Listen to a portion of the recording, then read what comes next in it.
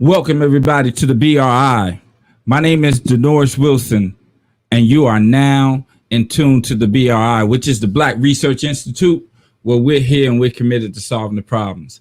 Man, tonight I got another brother that I've been knowing for at least about 30 years.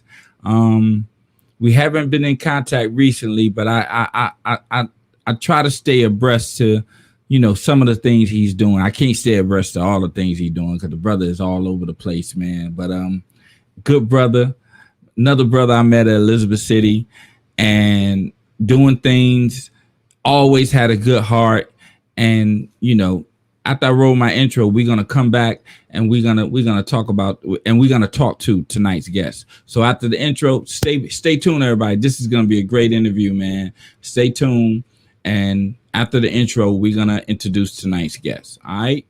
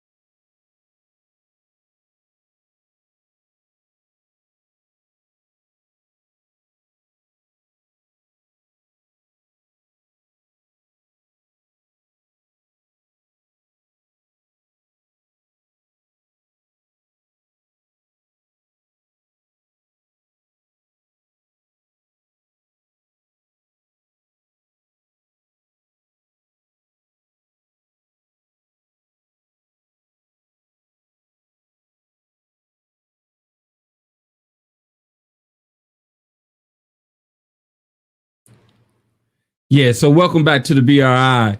Man, tonight's guest, man, he younger than me, but he got an old soul, man. So I'm not even gonna waste no time, man.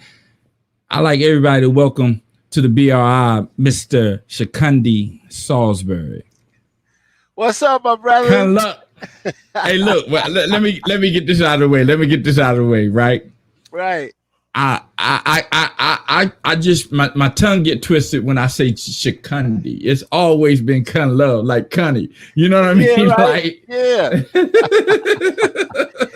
It's always been, but your government, because you're doing big things now. I want everybody to know your real name so they know who you are. Because I think that in the future, you're going to be very impactful, bro. Like, you have always had a good spirit. Always had a good spirit. I appreciate that, my God, man. I really do appreciate it, man. We go way back. Elizabeth City back, way back. Way back. So yeah, no, I appreciate that. Yeah, and I am transitioning, right? Of course, I've been a DJ. We'll probably talk about that, but I just ran for office. I'm publishing now, and so yeah, it's just more than just DJ Kun Love or Kundi, right? You know what I mean? A Kun Love and whatever, because a lot of people call me a lot of different things, but yeah, recently I turned 50, and so yeah, I'm trying to use my government name now. I know that's me too. You don't see you with the Black Research Institute with DDD. That's how we from the 80s. We got them kind of names. Right. DDD. Right. There's always a love, man. I remember Love Bug Starsky, Herbie Love Bug. There's a lot of love back in the day, man. So that's funny. In fact, we really wasn't about conflict. We was about, parties and having a great time and all of that, right? Like, who could get the party rocking is how we came up. And we didn't really come up around beef or what you got, like, because you had people that had a lot more than other people, but they couldn't keep the party rocking. Like, so that didn't make you the best MC or the best DJ just because you had a gold rope or whatever kind of car you had. People most certainly wanted to have all those things, right? But that's not what made you hot. And now, it's really all about the jewelry and, it's crazy. Right. Yeah. Hey, yo, when I was talking to Darren Adams, Donnie Chulo last night, and I was reminiscing. I was like, first of all, Connie, you came all the way across the nation Right. to go to a small like you didn't travel across the nation to go to a big college. You went to a small college, like and that right there, to me, the Elizabeth City experience, and I say it often, but that Elizabeth City experience, because you had so many different people from so many different places, man. And and for me, it was the first time I actually got to be around Black intelligence. Right. You know what I mean? Like, you know how I know I was around Black intelligence? Because I can look at the people that we went to Elizabeth City with now and see that most of the people are all doing good, man. Oh, man, doing amazing things. One of the things I like the story. One of the stories I like to tell about Black intelligence and going to a Black college. And especially coming from Seattle, Washington, which is it's one of the whitest states in America, to tell the truth. When you look at per capita, right? One of the things that happened to me at Elizabeth City is I thought, okay, man, I'm going to this Black college. Everybody's going to be cool. And I'm sure you remember Mr. Coleman, right? So my first year, we had math, and Mr. Coleman used to get his hair cut in the dorm. I think, either you or Chopper, somebody used to cut his hair. It was Chopper. Yeah, it was Chopper, right? So Chopper used to cut his hair, and he would be all with us, and he was cool. I think he must have only been like maybe 10 years older than us, but he taught math, and he was a math teacher. So I'm going to class sometimes I'm not. We was hanging out, private stock, doing our thing, all of those things we did on the yard, right? And I remember English. Yeah. And so I remember going to and I was doing bad in this class. And so I remember getting my first bad grade. I got like a failing grade. I failed like a test or something. And I went up to Mr. Coleman, and I was like, and I'm from Seattle. I'm like, okay, we all Black. Everybody's cool. And I said, man, Mr. Coleman, I thought you was cool. And he was like, I am cool. But this is college, man. And he just broke me down. So I'm like, everybody here is Black. What does that mean? That means nothing, right? And so when you come from Seattle, whether you're right or wrong, you can kind of always play the race card, right? Like, like we're up here, like this is a white city, right? And oftentimes it is a real race issue, like, and we are being discriminated against or what have you. But oftentimes you find people that, that's like their last ditch effort. Well, they was racist, right? There is none of that at a Black college, right? And so I remember going in there, and Mr. Coleman, he was like, look, welcome to college, son. Like this, I'm cool in the gang, but guess what? Nobody's going to give you anything here just because you're Black. Yeah, we're all cool. Welcome. And I was like, okay, this is real. So then I went ahead and withdrew.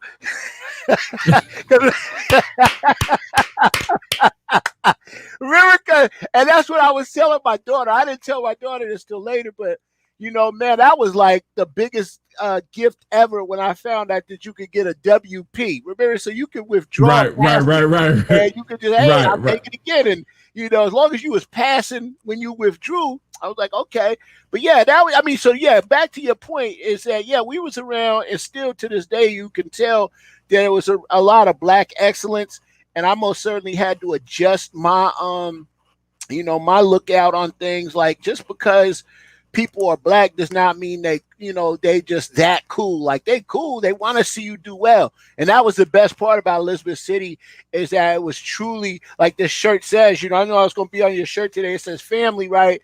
And it truly is like a family, because people, they wasn't going to coddle you like Mr. Coleman. He wanted to see me do well, but he wasn't going to coddle me and pass me along. His job was to challenge me and make me do better, which is what a lot of people did in Elizabeth City. And I truly believe that, and it's a blessing. I'm so blessed that I went there and met people like yourself.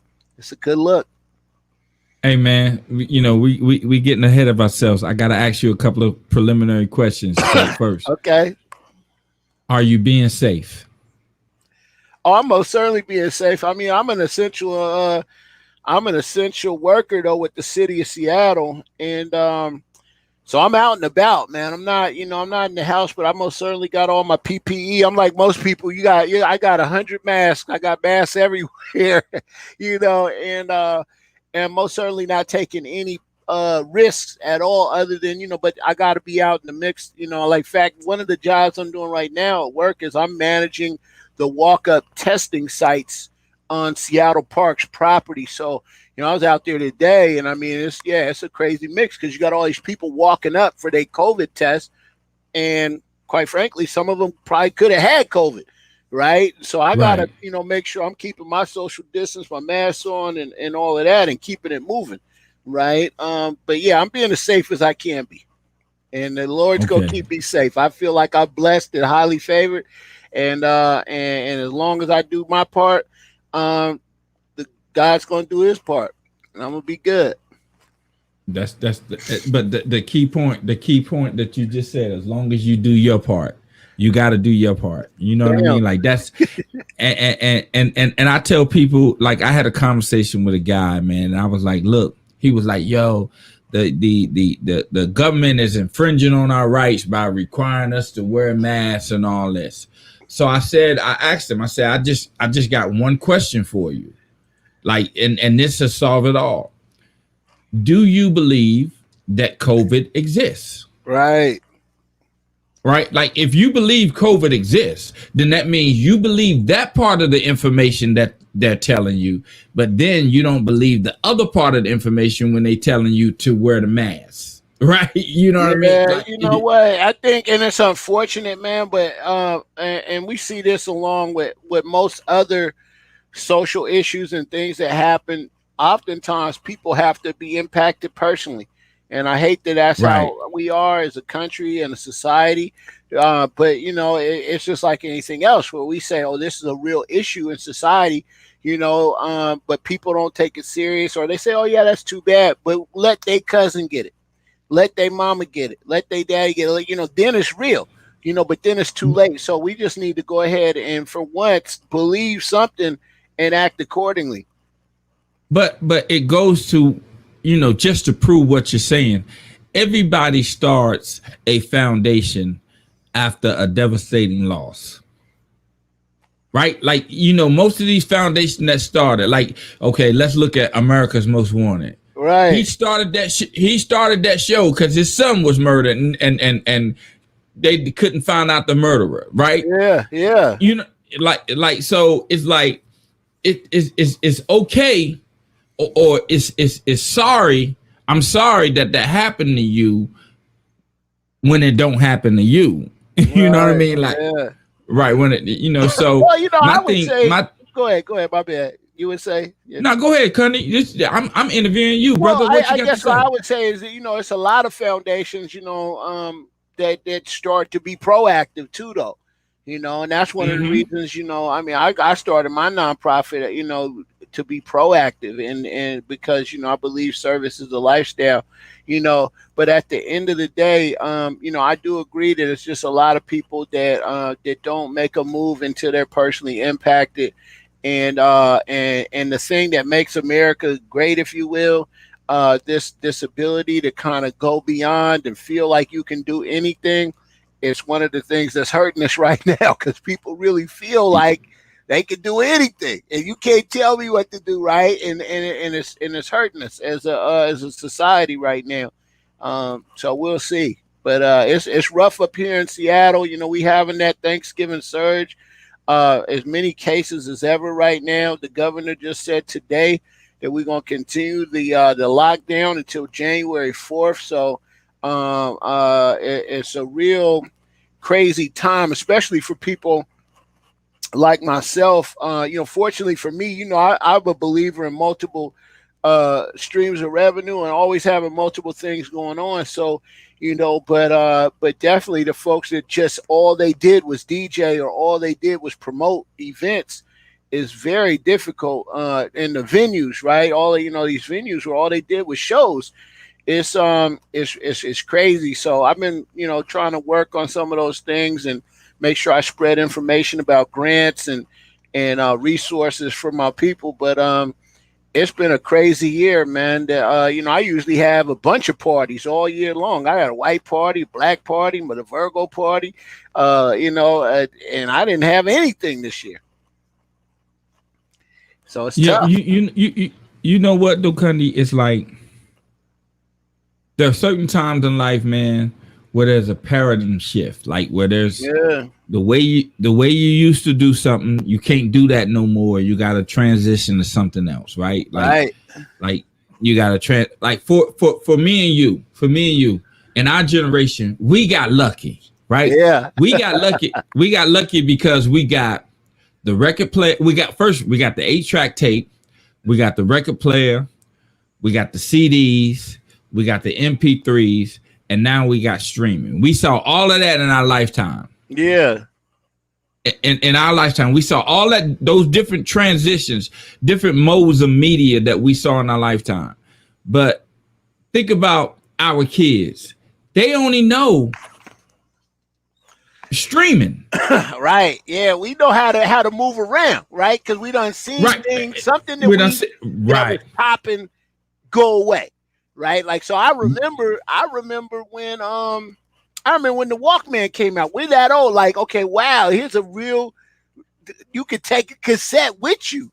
You know what I mean? Like that was a big deal. They had a headphone like that. I remember whoever had a Walkman in school, like they was a man. Like, oh, he got a Walkman. Remember the yellow joint? The yellow Walkman, yeah. And so, then I remember when the Discman came out, right? And then I remember when the MP3 player, like, and I mean, so yeah, and then you just got streaming to where you don't have nothing. Then like you got the pods in your ear. I remember with headphones had to be, there was it. So we just blessed it. I think you're right, though, that we're some of the last generation that had real, like, just kind of ground shifting change, right? A lot of these young people now, like, they grew up like the same kind of laptops and things that have been. Now, there's certainly devices have gotten better or faster, if you will, but they ain't different. They're not different. They're not different.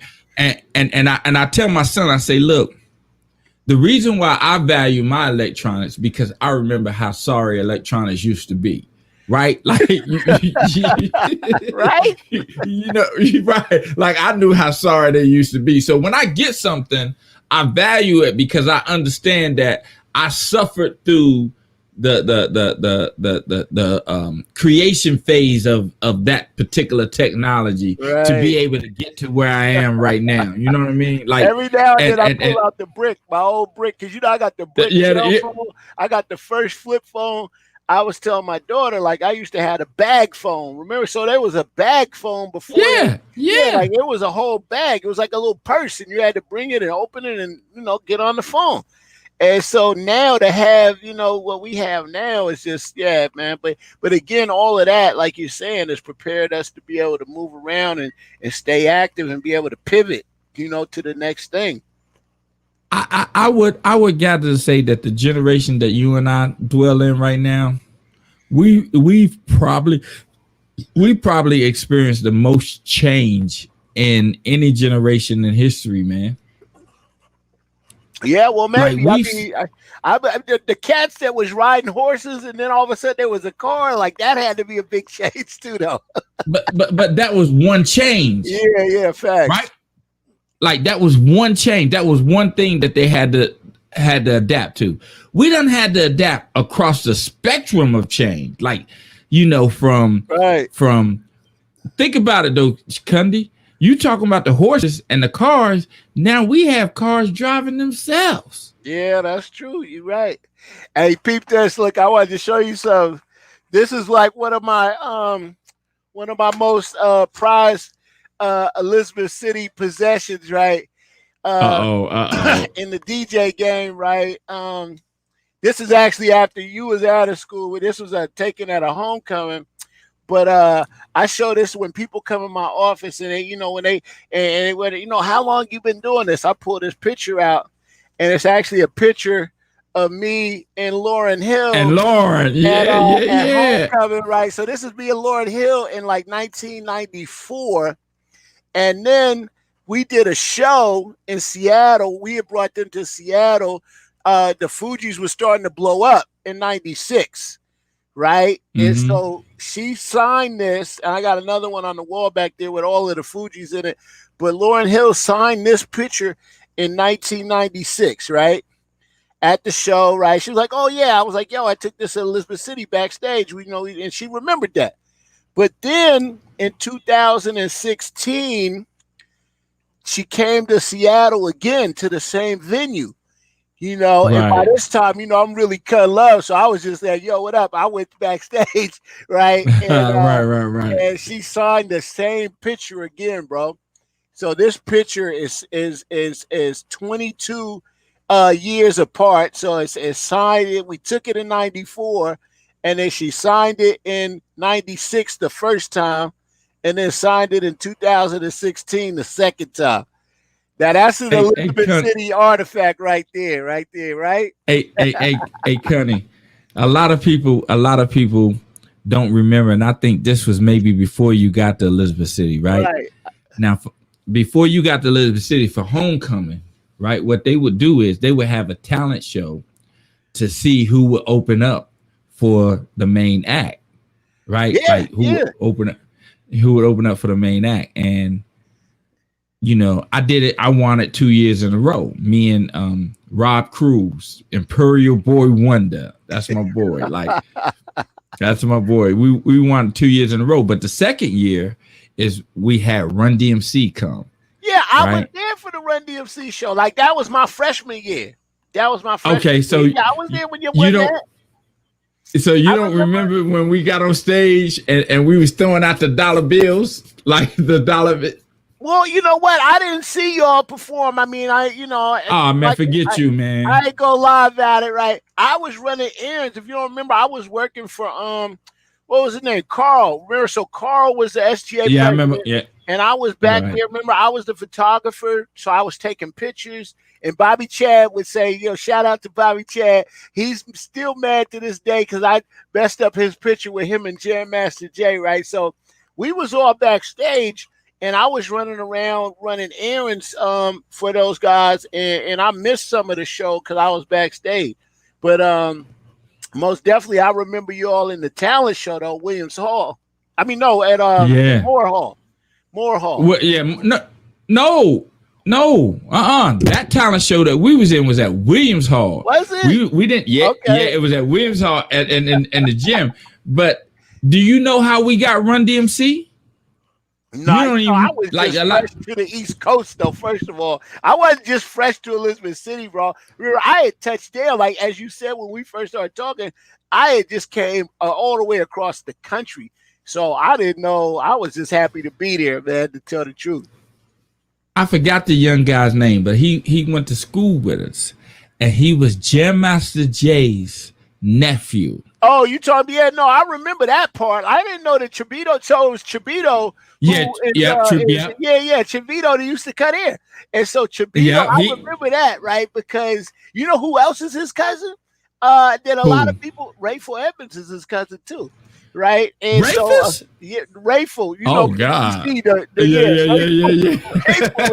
That's all I want to say, right? If you know, then you know. If you know who Rayful is, then you know. And if you don't, then Google it. But what happened was before, so no, I remember that part. So what happened was I lived 3 doors down from Chibito in Butler Hall, and on the 3rd floor, and I remember that morning, so the whole month leading up to homecoming, Chibito was telling everybody, yo, Run DMC, Jam Master Jay's my cousin, blah, blah, blah, right? And everybody was like, yeah, right. Because, in college, that freshman year, everybody's lying about how everybody lying. Everybody lying, right? I'm heavy around my way, right? My name is heavy in the streets, right? Yeah, sure it is, right? So everybody's saying who they think they are. And I mean, a lot of people, unless you was from Bertie or a place where it's a lot of people at Elizabeth City from that town, if you will. If you was from a place where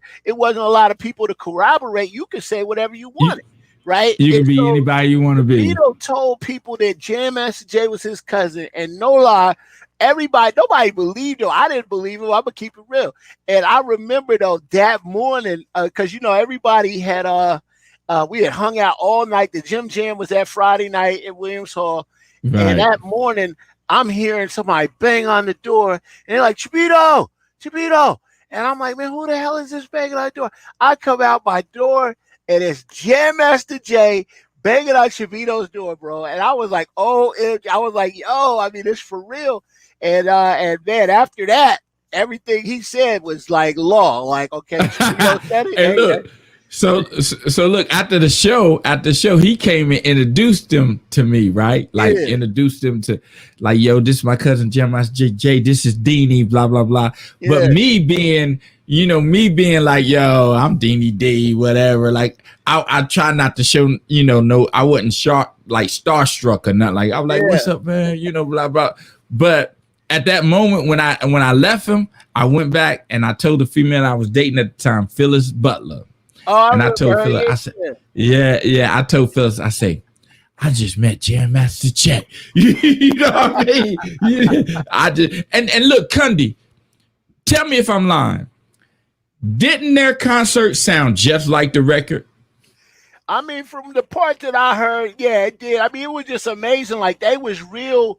First of all, they was just a real show. Like I mean, you could tell. Like, and honestly, to tell the truth, I don't know. I guess I done did a lot of shows, and to me, that was one of the best shows in Elizabeth City. Yes, because they were like a true worldwide superstars, right? And no disrespect to like Big Daddy Kane and Rakim, Roger Troutman. Yeah, some of the other people we had over the years at Homecoming. We had Shabba Ranks. We done had all kind of cats, but Run DMC at the time when they came to Elizabeth City was one of the largest acts in the world, right? Not just like in hip hop, they was one of the largest acts in the world, and so and that's why it was such a big deal, to tell the truth. Yeah. hey, Chukundi, that night you couldn't tell me I wasn't no dang on rap star. Like, you couldn't tell me that. Like, I was high on myself right then. But let's get into you. Let's get into Chukundi, man. So I normally do this at the beginning of the show, but we haven't talked to each other in such a long time. We just went right in. So tell people about Chukundi Salisbury, man. Man, there's a lot to break down, my brother. I guess what I would say is, one, obviously we went, I went to Elizabeth City, and folks can tell that I'm from Seattle, Washington. My connection to Elizabeth City is my father went to Elizabeth City, and my great aunt went to Elizabeth City, and a great caveat is that my daughter goes there now. So I got four generations in on the yard, right? And then, so, as we already alluded to, I learned to DJ at Elizabeth City, and then I took that craft and really ran with it. Where I came back to Seattle and became like a mixtape king, and was like Gary Payton's official DJ for years, and then just became like one of the biggest promoters in Seattle with this party called the Virgo Party, and did that for like 28 years in a row. And now I've just kind of been around the world DJing it, but it all started right there at Williams Hall, right? I did parties, and I've DJ'd out in China, out in Australia. I did a party in Tanzania, out in Africa. Lots of all-star weekends right across the country. Worked for Ciroc, Ciroc boy for a while. Shout out to Nick Storm and all of those guys. So yeah, I've had a great career as a DJ and a promoter. And that's definitely one lane that I'm in. The other lane that I would say I've been in for years is I've owned a magazine and a media publishing company where I got, some of the biggest websites that have kind of, documented the entertainment scene in Seattle. And so I do marketing and promotions, of course. Like, a lot of these things are all intertwined. I was the rep for Def Jam and Universal for many years here in Seattle before the music industry fell apart, right? Before the budgets fell out the bottom. So yeah, I do marketing and promotions. The other thing is, I'm still, I work for the city of Seattle. I've worked there for 23 years. I'm a manager. with Seattle Parks and Recreation. And then I'm like a big community volunteer. I do a lot of work around my community. I have a nonprofit called Service is a Lifestyle. And I do a lot of different events. Obviously, COVID has kind of threw us off this year, but through my nonprofit, we have a initiative called 100 Black Parents. And so with 100 Black Parents, we're doing advocacy work with parents and getting parents engaged, and also providing opportunities to build families. We do an event called the African American Males Weekend, where every year I take 250 Black men and boys to camp, like an overnight camp out in the woods, with cabins and all of that. Right. We do another camp called the African American Females Weekend, where we take 200 Black women and girls to camp. I do this big giant dance competition around my way called Bubble and Brown Sugar. It's like a high school dance competition. So just lots of community building around that and getting people engaged. I also have the other part of my nonprofit is called the Urban Vote Project, Urb Vote. That's URBVOTE. Folks can look that up. And so through that, since 2014, I've been, registering people to vote and getting people engaged. I heard President Obama when he said, "Don't boo, vote," and so I've been out here really trying to get people engaged in the process. And so one of the things we've been focusing on is making sure that formally adjudicated folks, felons, know that they, in Washington State, I know it's different where you're at most likely, but in Washington State, if you're a felon, you immediately get your right to vote back once you are off any paper and off under the jurisdiction of the court. So that's a pretty big deal. So I've been doing that work as well for years. And then recently, this year, I ran for office. I ran for the state house here in Washington State. And unfortunately, I lost the election, but I most certainly won in the eyes of, I would say my community. Folks are energized and really see that representation does matter. Leadership and having people that look like you at the table when decisions are made definitely matters. And so, but that was a whole, I could do a whole show about what it's like to run for office, to tell the truth. I mean, the money, the politics, the endorsements and organizations and how to get it done. And so there's so I did that, right? And then so those are a lot about me. I'm married, I got a couple kids. I talked about my daughter. My son is 14 and he's doing his thing. And he was part of the inspiration for my latest project that you had me on the flyer with, and that's called the Adventures of Little Big Fella. I got a comic book out right now, right? And this comic book is crazy, right? So yeah, I'm just always moving around, man. I just like to stay active, and I like to get it, man. I'm always have something in the mix, man. And this comic is the latest and greatest thing, and it's really over a period of time of just working with our people and working with Black people in particular. I just realized, where can I be of use, right? We have a lot of people working on our young people that have been already in the pipeline, if you will, the school to prison pipeline. I'm trying to work with people before they even get in the pipeline, right? And that to me is like middle school, elementary school. And what's a great tool to do that? It's through a comic book. Right. And so, so part of the, and I learned a lot of that through the camps that I was doing. Right. We still do the African American Males Weekend. I was telling somebody the story the other day because I would have my cabin. Right. And I have about, 10 kids in my cabin. And I would wait, they think I was asleep, but I wasn't asleep. But I'm listening to them talk. Right. And, and they bragging and talking. And they just, you could tell what kids is going through and what they need. And, one of the things that dawned on me is that we just really don't have enough positive representations out here. I feel as though, and that's why I came up with this comic book, and to really impact our young people and just be able to bring about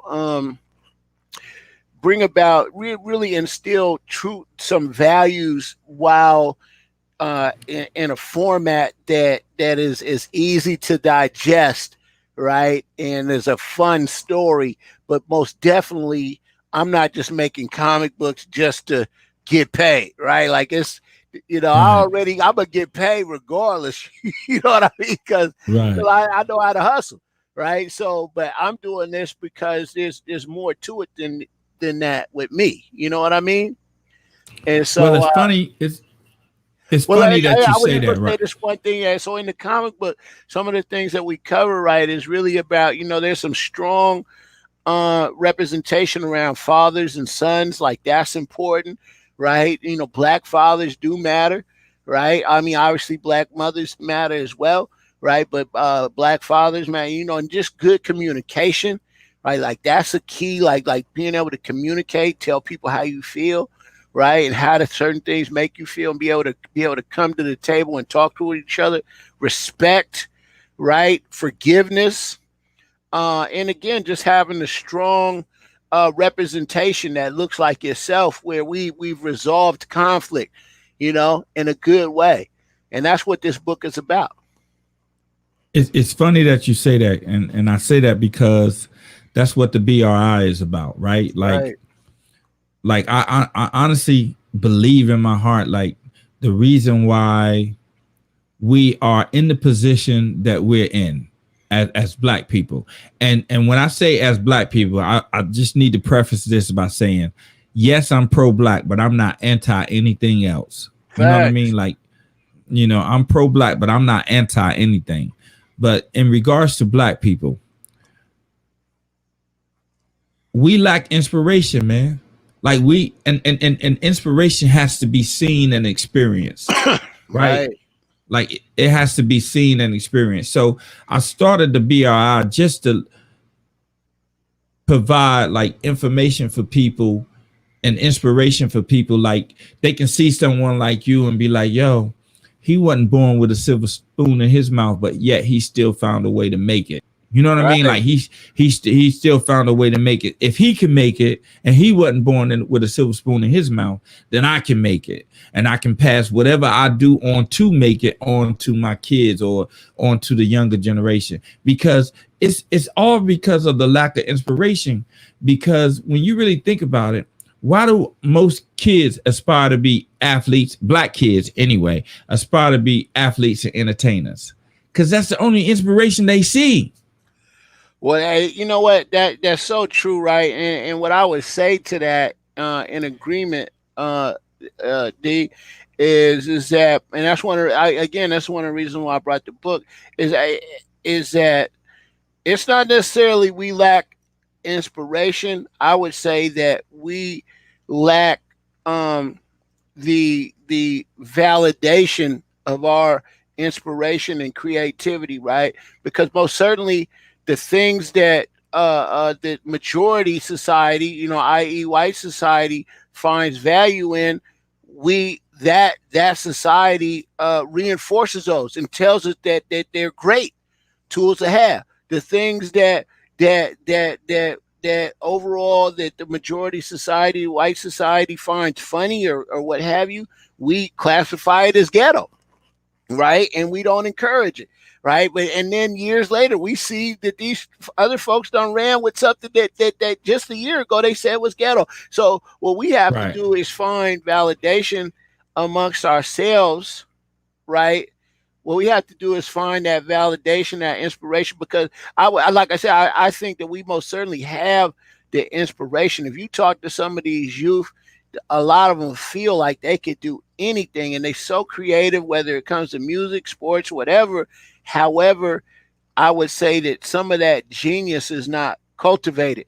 And what happens is it gets cultivated. We're saying the same thing, but it gets cultivated towards the things that will make other people money, right? Or what have you, Right. i.e., Right. sports, right? Right. Sports Right. entertains the world, right? So most certainly we cultivate that because that's where the money is at, right? And so we Right. have to really be able to invest in ourselves and create systems and pathways for ourselves to be able to take that creativity that we have that maybe the majority society is not embraced, if you will, because they haven't figured out a way for them to monetize that and take that. But we most certainly should be able to take that and run with it, right? And encourage me. So whatever youth are, and that, again, that's one of the things that I feel is my calling. I just want to be able to help people see the value in themselves and be able to scale that, scale it. Yeah, great. That's what you want to do. Let's do it.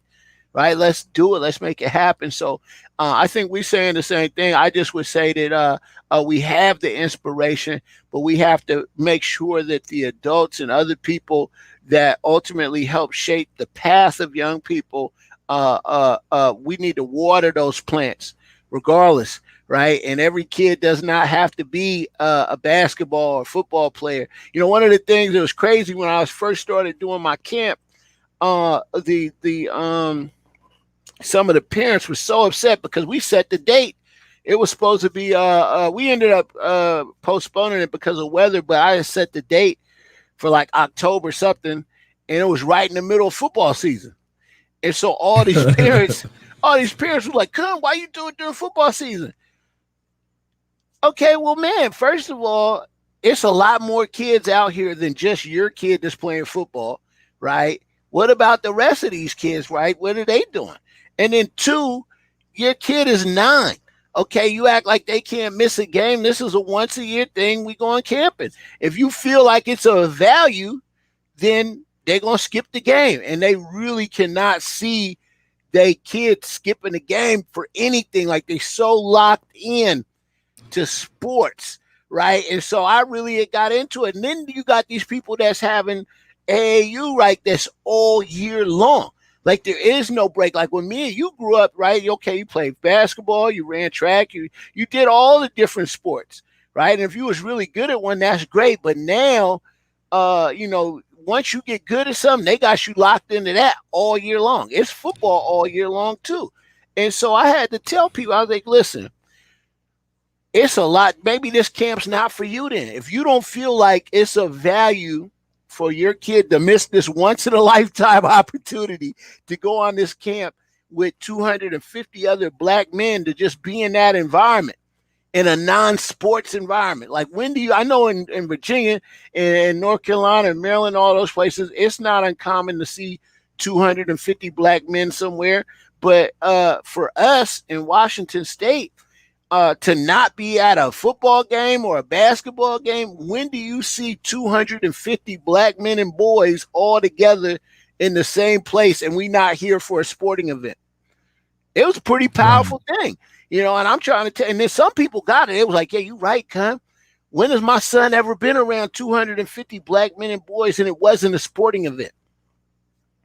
And they say, yeah, I'm going to have my son come, right? And so, again, we have to, and it's no disrespect to those parents. I'm not trying to hate on them.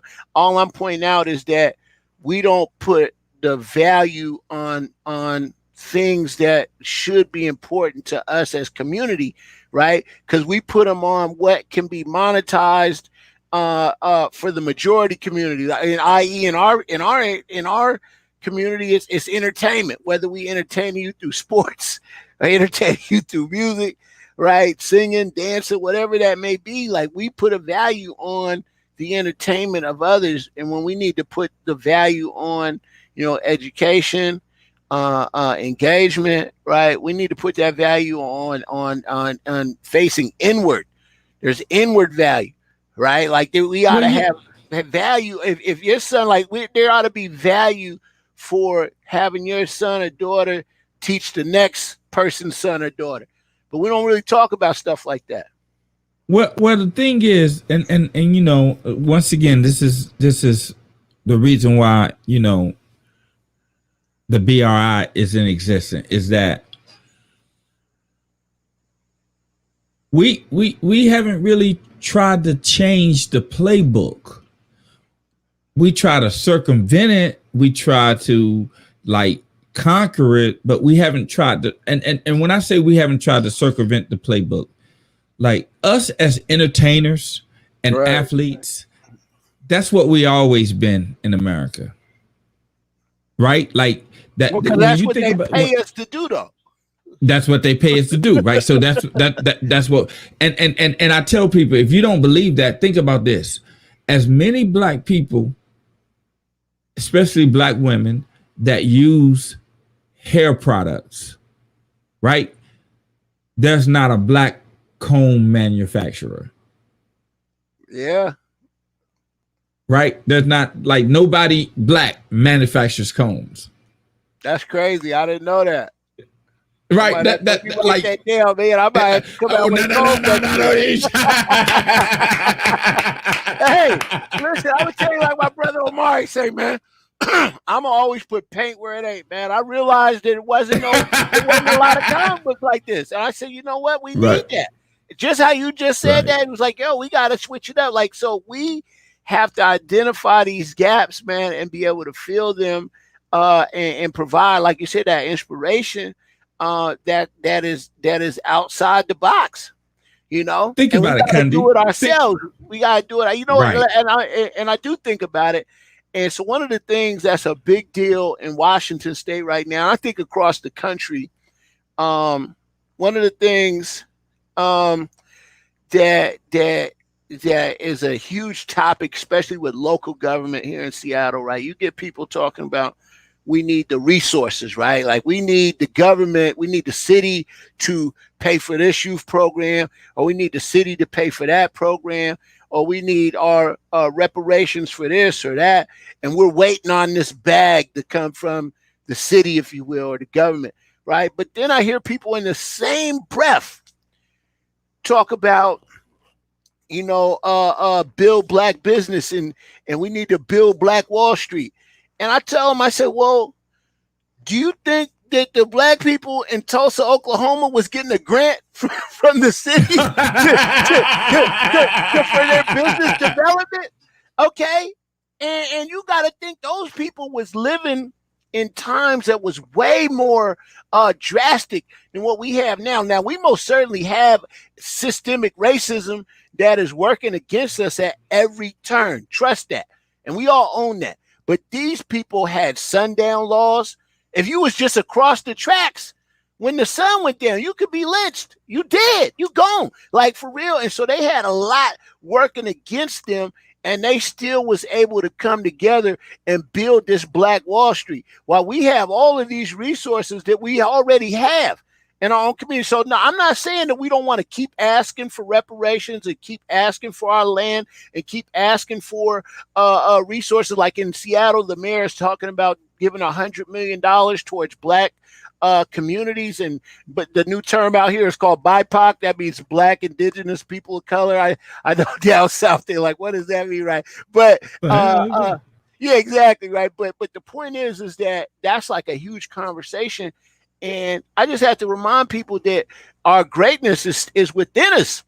And it always has been within us, right? Like, and we can be great, like, you know, so we want to do both. And we most certainly want to hold the system accountable for what it continues to do to us. But we need to find that sense of urgency that the people in Tulsa, Oklahoma had when they built the Black Wall Street, right? Where they were that emphatic about doing business with each other, that they created a Black Wall Street. And trust me, I wasn't there, obviously, but there was no grants in a grant program where the city of Tulsa, Oklahoma was going to, hey, if you're a Black-owned business, come down and sign up so we could give you some resources and help you with your business. Wasn't nobody doing that in Tulsa, Oklahoma. Those Black people came together and was like, yo, and the people and that was the other part, right? And I like to think right now. Now I'm just kind of theorizing. Obviously, I wasn't there again. But one of the things I like to say about that is that we also need to accept supply and demand. Okay, because I was reading about how they had there were so many doctors, there were so many dentists, they had lots of restaurants, they had all these different churches. But trust me, there had to be somebody who opened a business in Black Wall Street. Maybe there was a shoe shine or there was a barber, and they just couldn't cut. And they couldn't make it. And they couldn't make it. It wasn't because Black people was hating on them or this and that. They wasn't as good as the other 9 people that did it, and unfortunately they ended up probably having to do something else. Like we've lost that kind of concept. Like we really feel like, well, just because you do that, I shouldn't be able to do that, right? Like, oh man, well, I need a carpenter. Well, Denny already is a carpenter. Why are you going to compete with him? Because this is business. I mean, there's nothing wrong with supply and demand, right? But we've lost track of that. Trust me. In the Tulsa, Oklahoma, there had to be the community can only support so many of anything, right? And the people who were the best at it stayed in business. And the people that was not the best at it, they went and worked on the railroad or whatever. Right. You see what I'm saying? It's funny. It's funny that you say that too, because like, okay, we HBCU, you know, all the way, right? So you heard of Morris Brown, of course, right? Of course. And you heard all the things that's going on with Morris Brown's financially and them losing their accreditation and all that, right? Yeah. But what I try to get like black people to understand that Morris Brown was founded in I want to say 1881, right? Now, the significance of that date is that in 1881, that was approximately 16 years after slavery was abolished. Right. So in 16 years, now Morris Brown University is one of the only HBCUs that was founded and built and financed by nothing but black money. Like the government didn't do that. That was all black money. Right. So in 16 years, these black people who were once slaves got enough money to build a university in 16 years to build. But that ain't that's not even the most amazing part. Remember, in slavery, black people were not allowed to be educated. Yeah, it was against the law. It was against the law to be educated. So in 16 years, not only did they have enough money to build a university, they had enough people to go to it. Yeah, well, that were qualified. You understand that were qualified. People that wanted to go. but what I'm saying is they had qualified candidates to go to that meaning people that had some type of formal training that they can go to the higher level, right? And when you say that we have to validate, like shouldn't no HBCU, in my opinion, want for money?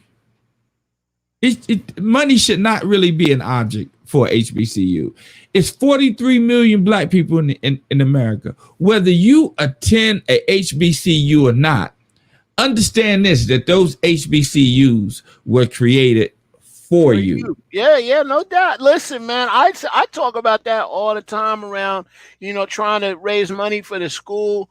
And I've got people out here, what's so crazy? I'm so passionate about Elizabeth City that I have people that's never stepped on the yard. They love Elizabeth City because I love Elizabeth City, right? And so we just really have to, I really don't understand it, but I just hope, what I don't want to see happen is that we have to go so far to where people start realizing that we have to protect these assets, right?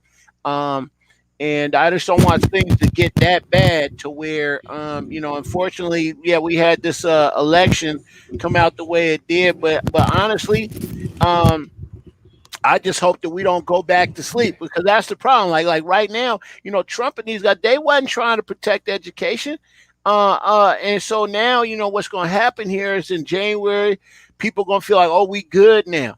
We not good. Like we need to from here on out, we need to act like Trump is still the president for real, because that's going to give us the sense of urgency to protect the assets that we have, right? You know what? Once Trump and his rhetoric started happening, how much black college HBCU enrollment went up.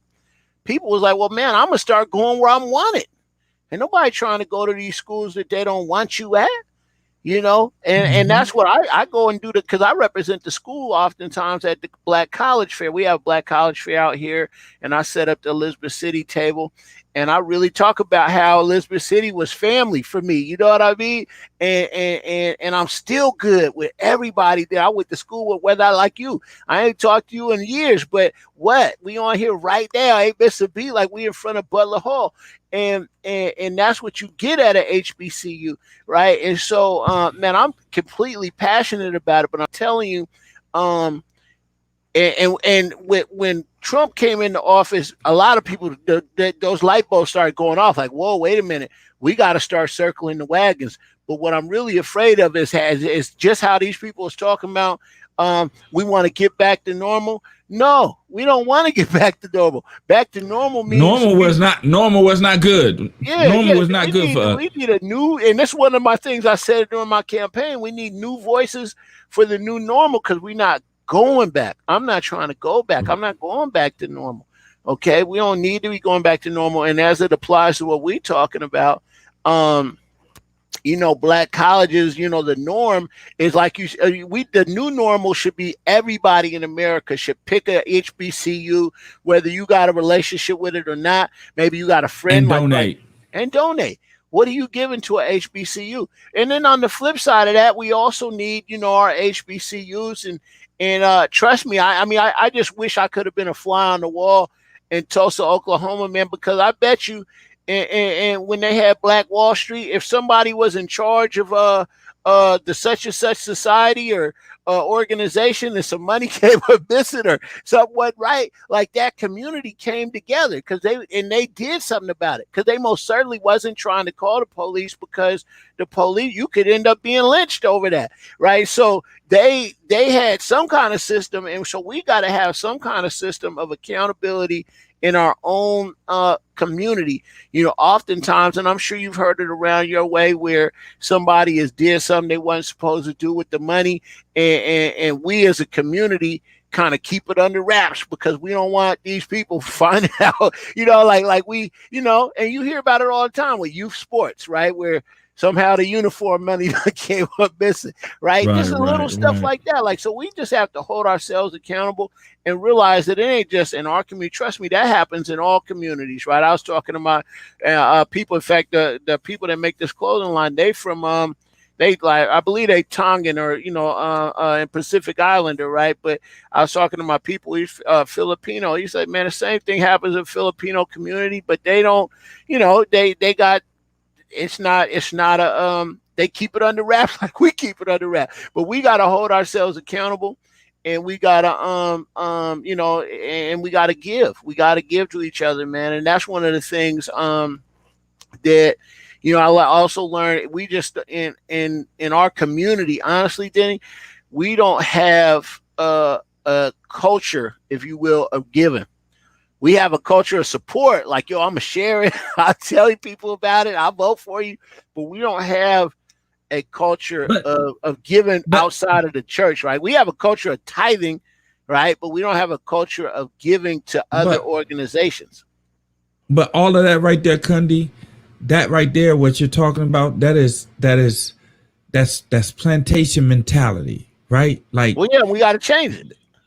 Right. So it's plantation mentality. So think about this: when the Civil War ended and Black people were slaves, right? What kind of, and they were free rather. What kind of debriefing did they get? They didn't get a debriefing.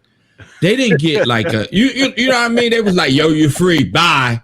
You're free, bye. Handle it, like what I mean? Like, deal with it, right?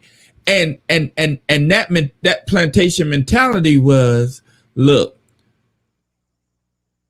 I gotta look out for me. If I see you doing something, if I tell master, I might get an extra piece of pork chop. You know what I mean? Like, Like, I may get an extra piece of pork chop, right? That mentality, because that mentality has not been addressed. It has never been addressed. It has been able to linger on for years and years and years and years. But when you go to a place like Elizabeth City and you see people that look like you, that are intelligent, that have a different thought process than you. Right. It's a different thought process than you. And you can't say, well, you're wrong and I'm right, because we in Elizabeth City, we're in the same place. Right. We're in the same place. Like you here, I'm here. Like you, so you have to actually talk that out. Like you actually got, like I was telling Darren last night, I was in Elizabeth City for 3 years. I had one altercation.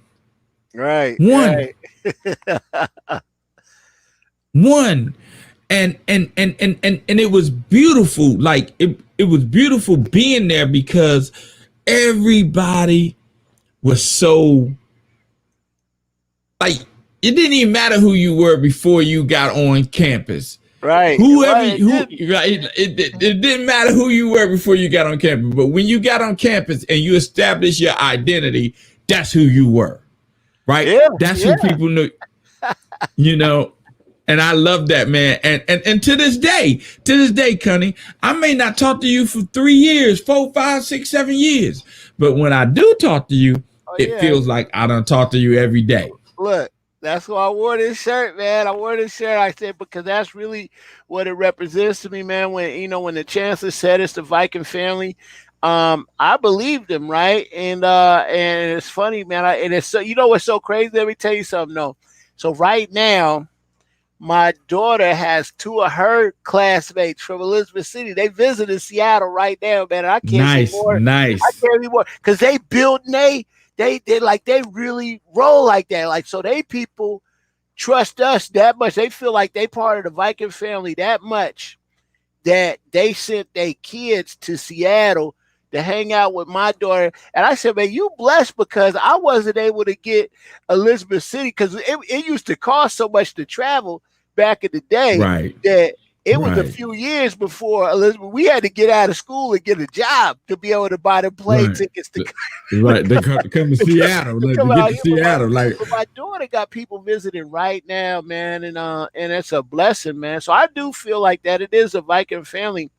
And but I guess I would push back on a little bit of your other point is that if you look at the Tulsa, Oklahoma example and Rosewood and some of these other black towns, once you got where it was all black people, they was able to shake off that mentality and they was able to support one another. They was able to handle conflict.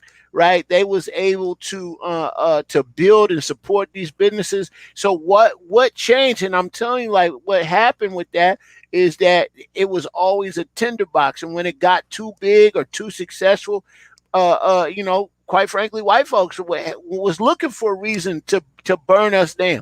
But right now, if you look about it, we are poised to be able to build something now because those days are over where it's going to be a lynch mob coming into the hood, you know what I mean, to take somebody, to take Uncle Jimmy out, drag him out. Ain't nobody, the Klan ain't coming to nobody's house no more for that. And so you could, some people would argue that that's the police now, but at the end of the day, the times have changed and we have the ability, if we could just get that mindset back of like, okay, I'm going to pay extra. And so I routinely on my social media, what I'll do is I'll go places and I'll drive out of my way. Like, so for example, I mail out a lot of my comic books. I already got a P.O. box, right? And I got an office here and I got, and I got a postage machine. I most certainly could mail all my stuff from here, right? But I routinely go out of my way to try to give there's a business called The Postman, and it's a black couple that own it. And I routinely go out of my way to go down there and I go live from there and I tell people, hey, you guys got to come down and support this business, right? And that to me is what it's going to take, right? We all have to go out of our way and we also have to be willing to pay a little bit more if need be to support, right? And so for a lot of people, some people won't support over 5%. Right? How is it? You know what I'm saying? You got all your Black Lives Matter shirt. You talking about black business and you want to build black wealth, but then you go over to, the black hair supply that's black owned, and you say, yeah, I'm going to support black owned business, and you get in there and they got this product that you seen at the swap meet, right, for $9.99, and they got it in the for $11.99. Yeah, for $11.49. That's 15%. They say, oh man, they trying to get over. I seen it over here. And they upset, bro. And will not buy it. And I'm like, man, this ain't, and that's the problem, right? We can't have the community be like a Geico commercial, okay? Because this one-off black-owned beauty supply is not going to be able to have the economy of scale to be able to order, you know what I mean? And we all know the economics of that, right? They're not going to be able to order 1,000 pieces, right? So they paying more. And then even if they not, they need that extra 15% to build their business and employ people and do what they need to do. That's their profit. And so if you really say you want people to live, why are you trying to price match? Right? Especially if you see, like, in the one beauty supply that I'm talking about, this one woman, she got a beauty supply out in Kent, and I routinely sell. Hold on. Shout her name out. Shout her in the business. Shout it out. Well, you know what? I mean, actually, she's getting ready to close it. That I think she did close, right? But okay. Due to COVID and everything else. But the point is that I routinely go out there and I would tell people to to come through, and the thing about it is, if this person, right, so if you could go to the swap meet and the product is $9.99, and that business, that swap meet, whatever it is, they not doing nothing for your community. All they do is they just open and they just take.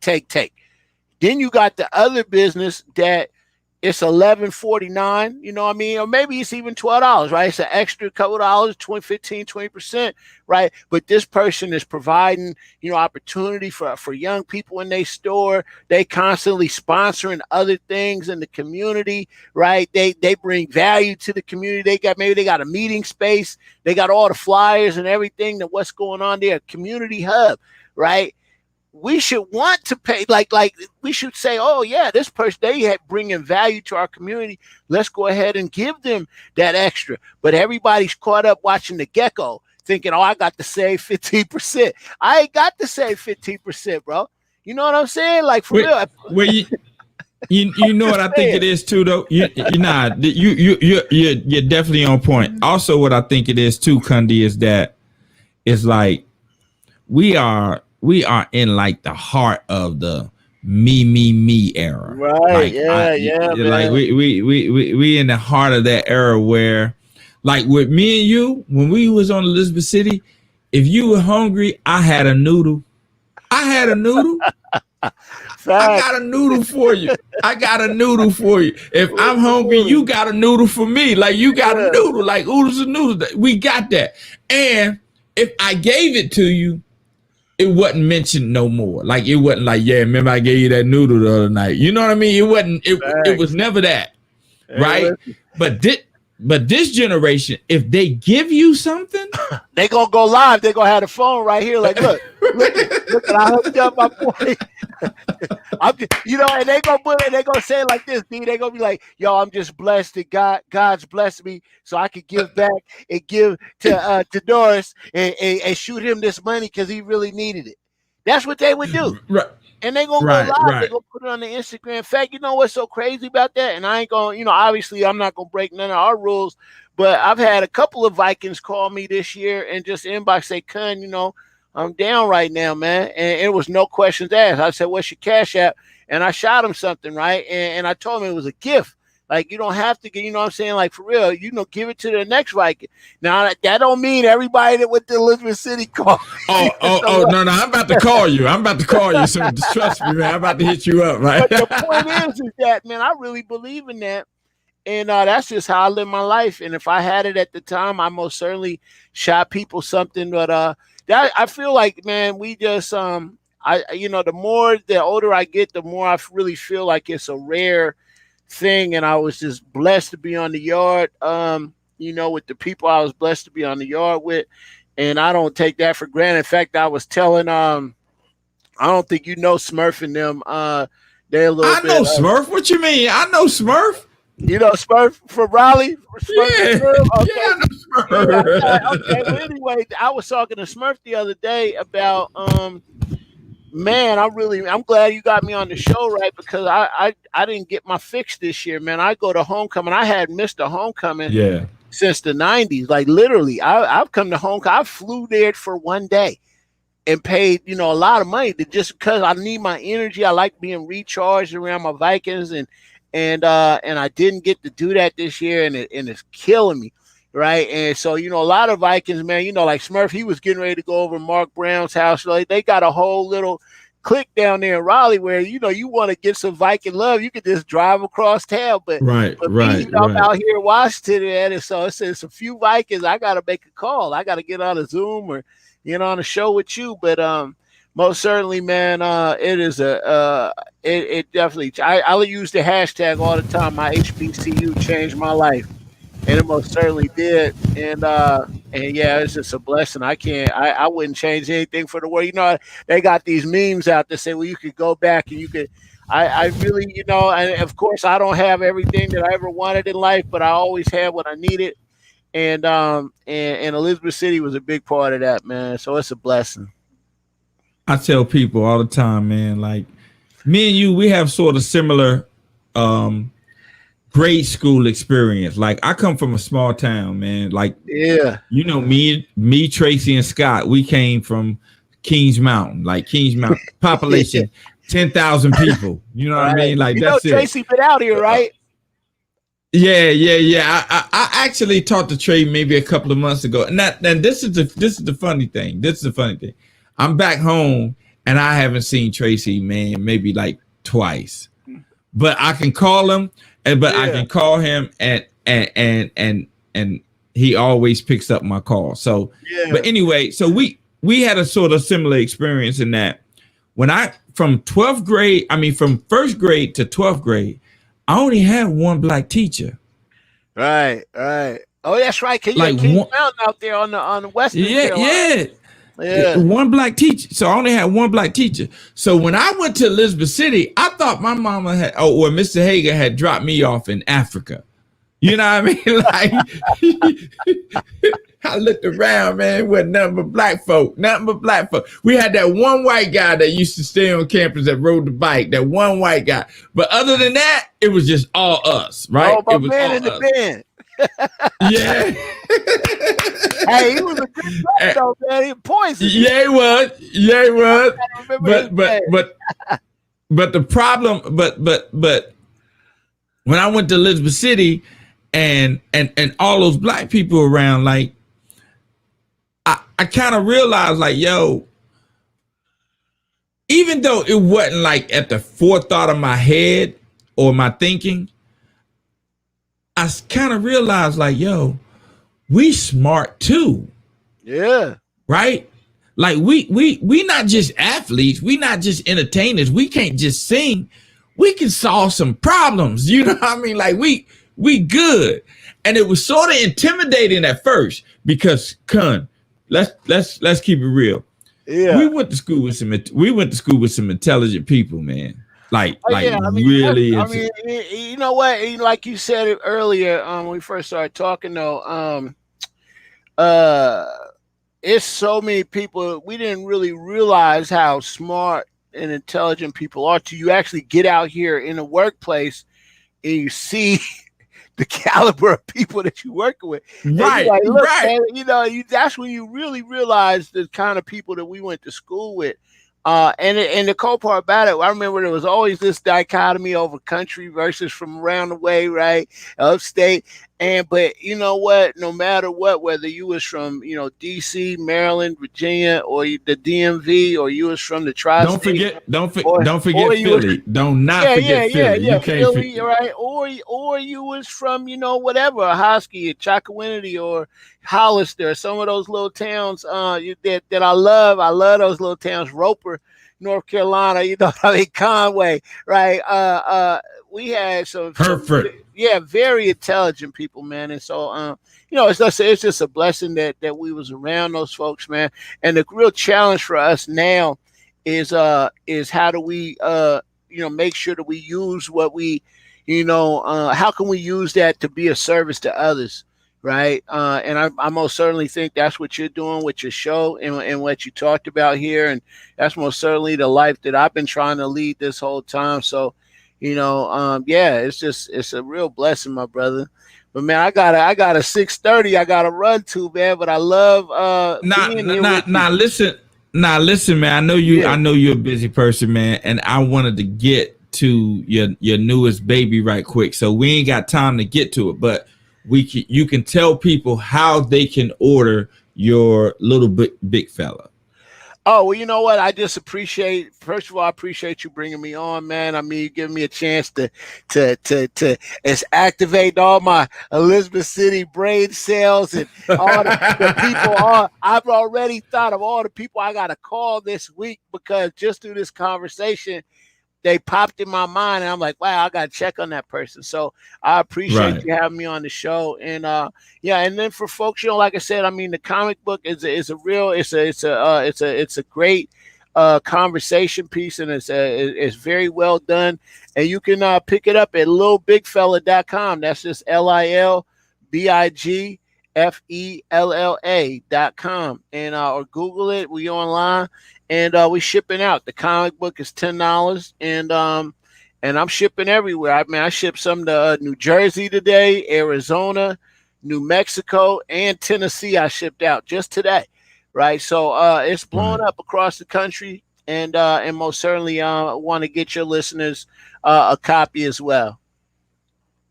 Well, I'm gonna hit you up later on tomorrow so I can, get me one, because one thing I noticed about you is, like, when you started your Ciroc Boys, right, and you found out I was doing graphics, man, you definitely gave me a shot at a couple of little venues or whatever, right? And then what I like about you though, Cunny, what I like about you is that you came to me and you was like, yo, I'm doing this, but your price is a little bit steeper than what I'm used to be paying, and I like the fact that you said that to me, right? Like, because honestly, a lot of people would just avoid the call. Yeah, right? Man, let's keep it real, right? And then when I looked at it, I was like, you know what? He ain't saying he don't like what I do. He just saying he got a budget that he has to adhere to, right? Like he not saying, yo, Deanie, yo, because we go back a long way, and one thing I know about you is you blunt. Like ain't no cut card with it. Like if somebody mixed something, yo, that was sorry, yo. Like you would say that, like that wasn't right. Like, well, you know what? So, let me tell you something. You know what the thing about that is, though? I mean, honestly, what it is that we got to be able, and this is where people get it twisted. They avoid conversations about business, right? And what I like to do, even if something is outside of my budget. One thing I hate as a creative, right, is when people act like my work's not worth it. Like my time is valuable, your time is valuable, right? And so I see the value just because I don't have the money, if you will, to buy the Cadillac. Does that mean it's not a Cadillac? You know what I'm saying? I'm not going, I'm going to go by the dealership. Ain't nobody want one of them Cadillacs anyway, right? No, I want one, right? And it's worth that, right? Most certainly. They getting that all day, right? The fact that I can't necessarily afford that at the time does not, and that's what we got to get away from in doing business with each other, right? Is we oftentimes, our situation aside, right? People oftentimes, instead of saying, I don't necessarily have the money for that, or it's outside of my budget, or I'm going to come back when I do have the money, they will devalue and say, well, oh, man, for real, all it is this. If all it is that, then you do it, right? If you feel like it's that easy, then you do it, right? And so that's one thing that I don't believe in. And I'm most certainly, especially as a DJ and other, as offering the crowd, people try to talk me down all the time. And I say, you know what, this is where we go wrong, because it'd be one thing if you told me, hey, Con, for real, I'm saving for my wedding and this is what it is. This is all we got budgeted. Right now, if you said it like that, then maybe let me make the choice. If I want to take a lower price because I like you or whatever, then most certainly I could do that. But what you're not going to do is tell me that, oh, whatever I'm doing is not worth it. Right? Oh man, really? Oh man, why you charging? Man, because that's what I charge. Right? And so most certainly, and I think you're right. Like, so even though when you do talk to somebody about it in a real way like that, sometimes it could kind of make a little bit of friction, but in the long run, people have a lot more respect for people that respect your craft and what you do as a professional, right? And that's where I'm. But think about it. I'm at. I'm gonna let you go, but think about it though, Kun. Even when you said that to me, I didn't come back to you and say, "Yo, man, you know, I can hook you up." I left it at that. Like, okay, like, because my price is my price, right? Yeah, like you know what I mean? Like my price is my price. I ain't mad at you, you ain't mad at me. We'll get up in some future venue. You know what I mean? Like something in the future. we get up. So look, before I let you go, I got 2 questions that I normally ask my guests because I know you gotta go, man. So the first question is, what are you doing to push the culture forward? Well, one, yeah, I mean, I'm making sure that representation matters and that young people will be able to see themselves in a positive light, and this is most certainly something that's through my comic book is pushing our culture forward. Okay, the next question is, I need for you to name me 3 famous Black people, but they can't be athletes or entertainers. Well, I would say, Mary McLeod Bethune, George Washington Carver, and Barack Obama. God, man, I thought you were gonna go 3 for 3. You did 2, like all my guests. You did 2. Mary McLeod Bethune and George Washington Carver. No one has mentioned them yet. Right. But seem like 90% of the people mentioned Barack. Like, well, you know what? Because, man, I mean, you know what? Because that was I got a lot of inspiration around Barack Obama. I'm gonna just tell you this story real quick. But before I go, when I say Barack Obama, man, like I've seen, it most certainly doesn't necessarily have that glow or effect that right now, if you will. But when in 2008, my brother, I remember doing events, and not in a history of us doing, like you've done a lot of events too. You've been a lot of parties. We've seen a lot of altercations. I've seen the pistols come out, right? I've seen people go to the trunk, and I've seen people get shot, and I've seen people die, right?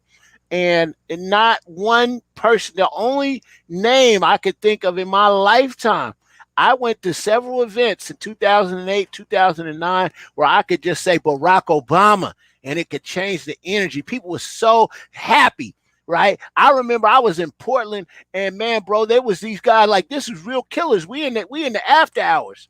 And I had to diffuse the situation, and I just said Barack Obama, man, and it changed the whole energy. People were so happy to have a Black president. I mean, for real. So I guess, even though, like you said, it's probably cliche now, and people will say that, but I would say that the power of that name and the power I saw it invoke, and I used it. I started using the word Barack, the 2 words Barack Obama, the phrase, as a tool to be able to diffuse situations, right? And so most certainly over time, right, the honeymoon was over, and you most certainly are not going to stop somebody from going to get the pistol out the trunk by just saying Barack Obama. But guess what? There was a time, and I would challenge you or anybody else to come up with another name that had that kind of power, that none of us had ever met Barack Obama in person, but the name that had that power to be able to diffuse, to stop somebody, to have somebody put the pistol away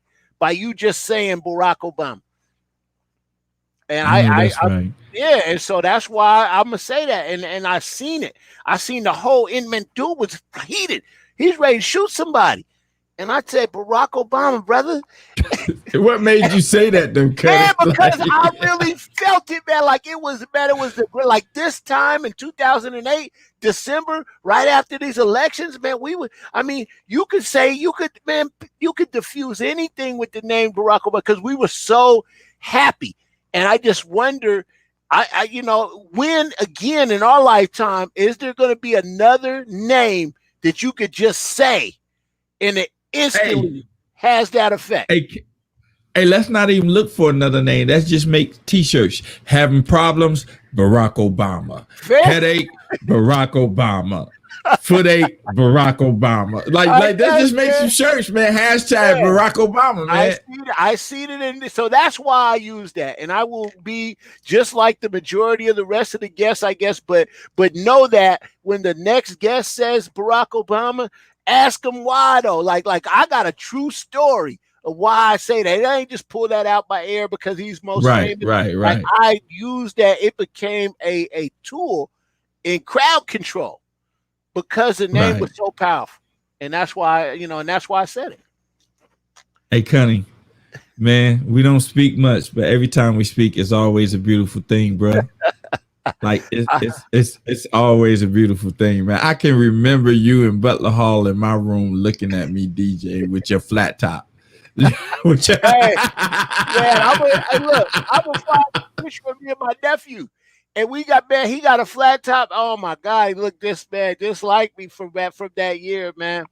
But look, I'm a run, fam. It's always Liz City, Viking pride on mine forever, man. We always gonna be family, and man, I hope I can come back on another episode soon.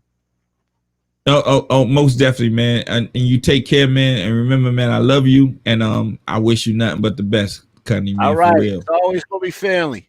Trust. Always family, man. All right, everybody, Chukundi Salisbury. I'll holler at you, bro. All right, thank you.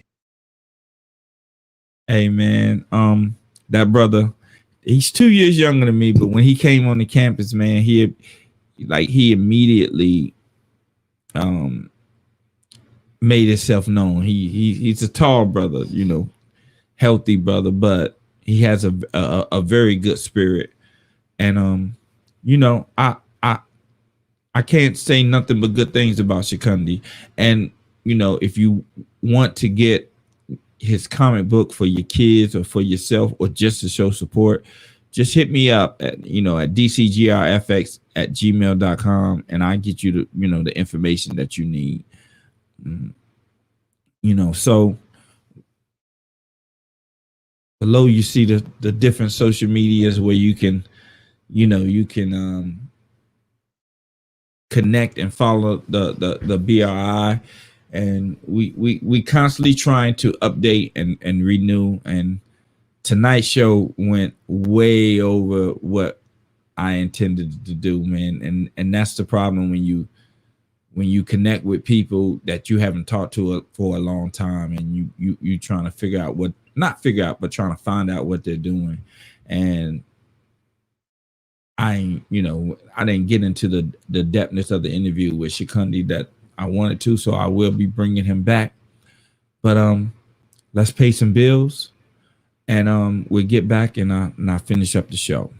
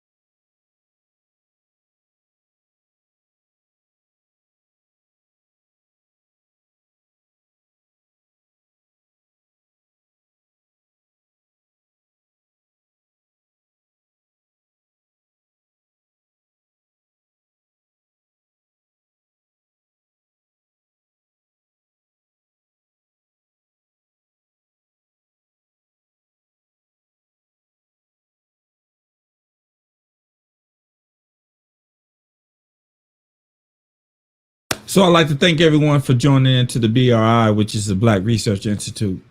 We're gonna end tonight. Tonight was a long show. We're gonna start tightening things up and be more efficient with our time.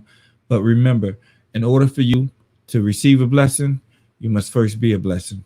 All right, everybody. Have a good night. Peace.